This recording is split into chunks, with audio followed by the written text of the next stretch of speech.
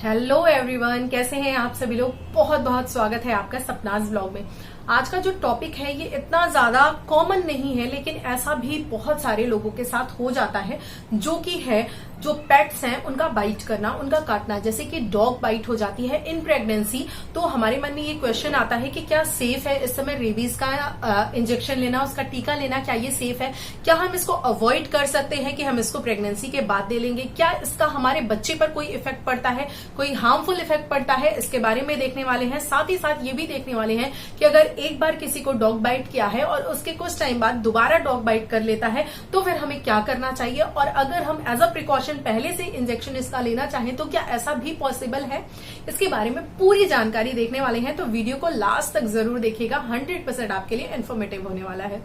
तो चलिए स्टार्ट कर लेते हैं। डॉग बाइट जो होता है, डॉग बाइट या फिर आप ये समझे कोई भी पेट हो गया या कोई भी एनिमल हो गया, चाहे वो आपका गोट हो गया, चाहे काऊ हो गया, चाहे बफेलो हो गया, चाहे कैट हो गया, हमें ये लगता है कि सिर्फ रेबीज जो है वो डॉग बाइट से होता है। तो ये एक गलत फहमी है, ऐसा नहीं है। इस तरह के जो इवन मंकी, अगर ये एनिमल्स बाइट कर लेते हैं या इवन स्क्रैच कर लेते हैं, बाइट नहीं भी किए हैं लेकिन स्क्रैच ऐसा हो गया है कि ब्लड आ गया है, तो फिर आपको जो है ये रेबीज का जो इंजेक्शन है, जो टीका है, ये आपको लगवाना ही लगवाना है। बहुत ज्यादा जरूरी हो जाता है, क्योंकि ये जो रेबीज है ये 100% जानलेवा बीमारी है। इसका इफेक्ट जो है वो आगे चलकर आपको दिखेगा और ये आपके जान के लिए बहुत ज्यादा घातक हो सकता है और होता भी है। तो इसीलिए इसके लिए आपको बिल्कुल भी लापरवाही नहीं बरतनी। पहली बात तो ये समझिए कि जो रेबीज है वो सिर्फ डॉग बाइट से नहीं होता है, वो किसी भी एनिमल की बाइट से हो जाता है। फर्स्ट थिंग आपको समझना है।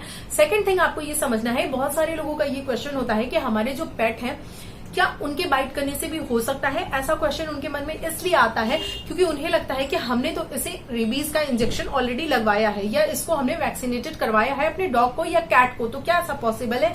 जी हाँ, ऐसा बिल्कुल भी पॉसिबल है। क्योंकि जैसे कि हम इंसान है, किसी भी चीज का टीका लेते हैं, किसी भी चीज की इम्यूनिटी लेते हैं, तो वो हर इंसान पे एक जैसा वर्क नहीं करती है। जैसे सेम एज कोविड समझ लीजिए, जैसे हमने कोविड का इंजेक्शन लिया तो क्या वो हर ह्यूमन बॉडी पे एक जैसा रिएक्ट किया? क्या सभी को एक जैसा प्रोटेक्शन दिया? नहीं। किसी को टीका लगवाने के बाद कोविड नहीं हुआ, लेकिन कोई ऐसा था जिसे टीका लगवाने के बाद भी वो इन्फेक्टेड हो गया कोविड से। सेम एज जो पेट्स होते हैं उनको भी आप पालते हो, तो किसी की बॉडी ऐसा रिएक्ट करती है कि उसे रेबीज नहीं होता है, लेकिन कुछ ऐसे होते हैं जिनकी बॉडी ऐसा रिएक्ट नहीं करती है और उन्हें रेबीज हो जाता है। तो आपको एज अ प्रिकॉशन ऐसा करना है कि जब भी आपके साथ कभी ऐसा हो, चाहे स्क्रैच लगे, चाहे बाइट हो, कट करे, या फिर उसकी जो लार है यानी उसका जो सलाइवा है वो आपके आईज में या आपके लिप्स पास, क्योंकि पेट्स क्या है कभी लव करते समय ऐसा कर लेते हैं, तो इन चीजों को आपको ध्यान रखना है। इन तीनों ही केसेस में आपको इंजेक्शन लेना ही लेना है। और मैं पहले ही क्लियर कर लूं, वेरी क्लियर कर दूं कि इसका आपके बच्चे पे कोई भी हार्मफुल इफेक्ट नहीं है। तो आप डेफिनेटली, अगर प्रेगनेंसी में आपके साथ ऐसा होता है तो मस्ट है कि आपको ये इंजेक्शन लेना ही लेना है। आप इसको बिल्कुल भी अवॉइड नहीं कर सकते हैं। अब बात करते हैं कि अगर डॉग बाइट या कोई एनिमल बाइट हो जाती है तो हमें सबसे पहले करना क्या चाहिए? हमें सबसे पहले ये करना चाहिए कि पहले तो हमें कोई भी होम रेमेडी उस जगह पर ट्राई नहीं करनी चाहिए जहां पर वो घाव लगा हुआ है, या डॉग या कैट या कोई भी एनिमल बाइट किया है उस जगह पर हमें बिल्कुल भी कोई भी होम रेमेडी, मिर्चा, हल्दी, कुछ भी पता नहीं क्या क्या लोग लगाते हैं, वो बिल्कुल भी नहीं लगाना चाहिए। ये और ज्यादा आपकी प्रॉब्लम को बढ़ा सकता है। आपको करना क्या है? The very first thing is कि आपको रनिंग वाटर के नीचे, यानी आप अपना टैप खोल लीजिए और उसके नीचे साबुन से और उस रनिंग वाटर से अपने उस घाव को कम से कम 15 मिनट तक के लिए आपको अच्छे से वॉश करना है। जी हाँ, ये टाइमिंग ध्यान रखिएगा, 10 से 15 मिनट मिनिमम। आपको ये नहीं करना कि जस्ट आप गए ऐसे ऐसे करके 2 सेकंड में आप हट गए, 2 मिनट में हट गए, नहीं। आपको कम से कम 10 से 15 मिनट ऐसा करना है, ठीक है। उसके बाद आपको उसको हल्का सा पैड ड्राई करके आप उस पर बीटाडीन लगा सकते हो। उसके बाद आप इमीडिएटली डॉक्टर के पास जा सकते हो, क्योंकि उसके बाद इसका जो इंजेक्शन है वो तुरंत आपको इमीडिएटली मिलेगा और इसका जो इंजेक्शन होता है वो उसी घाव पे मिलता है। और ये जो इंजेक्शन है वो गवर्नमेंट जो हॉस्पिटल्स है वहां पर बिल्कुल फ्री होता है।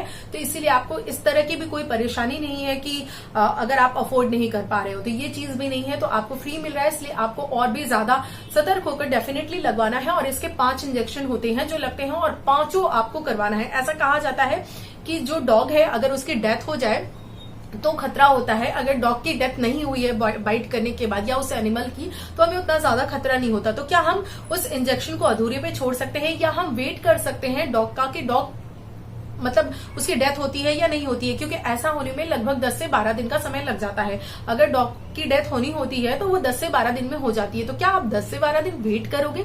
डेफिनेटली नहीं, ये बहुत ज्यादा रिस्की हो सकता है। इसलिए आपको 10 से 12 दिन बिल्कुल भी वेट नहीं करने हैं, आपको इंजेक्शन लगवाना है। हाँ, ये जरूर कहा जाता है कि अगर 10 से 12 दिन आपके डॉग को या जो जिस भी आप कितना मॉनिटर करोगे, अगर वो पेट है आपका तो आप जरूर देख सकते हो कि उसकी डेथ हुई है या नहीं हुई है, या अगर बाहरी कोई एनिमल है तो आप कहाँ मॉनिटर करने जाओगे कि वो जिंदा है या नहीं। तो इसीलिए बेहतरीन उपाय यही है कि आप पूरा इंजेक्शन लीजिए। लेकिन अगर वो आपका पेट है और वो जिंदा है तो 4 आप ले सकते हैं, 4 इंजेक्शन, लेकिन फिर भी आपको लेना है, 5वां आप स्किप कर सकते हो। लेकिन मेरे हिसाब से अगर ये कोर्स है पूरा है तो कर लेना चाहिए, इसमें कोई ऐसा हर्ज नहीं है।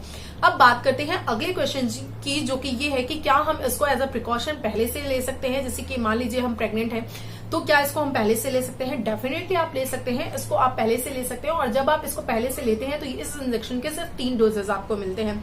3 डोज रिकमेंडेड है, 3 डोज आपको मिलते हैं रेबीज के, 5 तब नहीं मिलते जब बाइट नहीं हुई है तो। और फिर हम बात करते हैं अगली इंपॉर्टेंट चीज की कि अगर मान लीजिए एक बार डॉग ने बाइट किया है और अनफॉर्चुनेटली दोबारा ऐसा रिपीट हो जाता है और ये 3 महीने के पहले ही हो जाता है, यानी 3 महीने के ड्यूरेशन के अंदर होता है, तो आपको क्या करना है? तो आपको कुछ भी नहीं करना है, उसी इंजेक्शन से आपका काम हो जाएगा, आपको प्रोटेक्शन मिल जाएगी, आपको और कुछ करने की जरूरत नहीं है। लेकिन अगर 3 महीने का टाइम क्रॉस हो गया है तो फिर आपको इसके 2 बूस्टर डोज लेने पड़ेंगे। आप ऐसा नहीं है कि बिल्कुल छोड़ सकते हो कि आपने अभी जस्ट लगवाया है इसलिए आपको नहीं लगवाना है। अब एक नॉर्मल समझ लेते हैं कि जब हम कोई भी इंजेक्शन लगवाते हैं या इस तरह से कोई भी टीका लेते हैं तो हमें थोड़ा बहुत सिम्टम अपनी बॉडी पे देखने के लिए मिलता है, जिसकी वजह से पैनिक होने की जरूरत नहीं है। जिसमें ये है कि हमको थोड़ा बहुत जिस एरिया में इंजेक्शन लग रहा है वहां पर पेन हो सकता है, हमें हल्का सा फीवर आ सकता है, ये बिल्कुल भी नॉर्मल है। ये आप देखिए कोविड के वैक्सीनेशन के साथ भी हुआ, और हम जब बच्चों को वैक्सीनेट करवाते हैं तब भी ऐसा होता है। उसका थोड़ा बहुत जो लक्षण है, थोड़ा बहुत जो सिम्टम है वो हमारी बॉडी पे रिफ्लेक्ट होता है। तो इन चीजों को आपको अच्छे से समझना है, जो कि मैंने बताया है। आपको इससे रिलेटेड अभी भी आपके मन में कोई क्वेश्चन है, कुछ आप पूछना चाहते हैं तो डेफिनेटली आप मुझे क्वेश्चन कर सकते हैं। एक चीज और आपको बताना चाहूंगी कि अगर मान लीजिए अनफॉर्चुनेटली आपके साथ ऐसा हो जाता है और अभी तक आपने टीटी का इंजेक्शन यानी टिटनेस का इंजेक्शन नहीं लगवाया था प्रेगनेंसी में, तो this is the right time आपको इस इंजेक्शन के साथ, रेबीज के इंजेक्शन के साथ आपको टिटनेस का इंजेक्शन भी लगवाना है। ठीक है, इस बात का भी आपको ध्यान रखना है। ये मेरे हिसाब से मुझे लगा बहुत ही, एक्चुअली ऐसा हुआ क्यों मैं आपको बताऊं, मैं गई थी हॉस्पिटल और वहां पर मैंने देखा कि जहां पर ये टीके लगते हैं वहां पर कुछ प्रेग्नेंट लेडीज को भी मैंने देखा कि उन्हें भी इस तरह से बाइट हो गई थी। तो मेरे माइंड में ये आया कि अगर ऐसा प्रेगनेंसी में हो जाए तो फिर इसकी जानकारी लोगों के पास होना बहुत जरूरी है। अदरवाइज अगर हमें इसके बारे में नहीं पता है तो हम पैनिक हो सकते हैं, या फिर हम ये सोचकर छोड़ सकते हैं कि चलो छोड़ो, जब बेबी डिलीवर हो जाएगा उसके बाद हम ऐसा कर लेंगे। हम इतना इंतजार बिल्कुल भी नहीं कर सकते। ये बहुत ही ज्यादा खतरनाक और 100% जानलेवा बीमारी है। तो प्लीज इसके लिए बिल्कुल भी लापरवाही ना करें। ये मत सोचे कि मुझे डॉग बाइट या कोई एनिमल बाइट हुई है तभी, अगर स्क्रैच भी हुआ है काफी तो भी आपको जाकर ये जो चीजें हैं वो करनी ही करनी है। वीडियो अच्छा लगा हो तो वीडियो को लाइक कर दीजिएगा। वीडियो में लास्ट तक आप रुके, अपना इतना कीमती समय आपने मुझे दिया, इसके लिए दिल से शुक्रिया। Thank you so very much. मेरी वीडियोस को इतना पसंद करने के लिए, मुझे अप्रिशिएट करने के लिए, मेरे साथ थोड़ा सा टाइम बिताने के लिए। भले ये इनडायरेक्ट है लेकिन आने वाले समय में आप लोगों ने साथ दिया तो ये टाइम हमारा डायरेक्ट भी हो जाएगा, यानी कि हम लाइव भी बातें कर पाएंगे। अगले वीडियो में मिलूंगी। अगर आप मुझे कोई टॉपिक सजेस्ट करना चाहते हैं तो आपका मोस्ट वेलकम है। आप मुझे कोई भी टॉपिक सजेस्ट कर सकते हैं, मैं डेफिनेटली उसको कंसीडर करने की कोशिश करूंगी। Thank you so very much.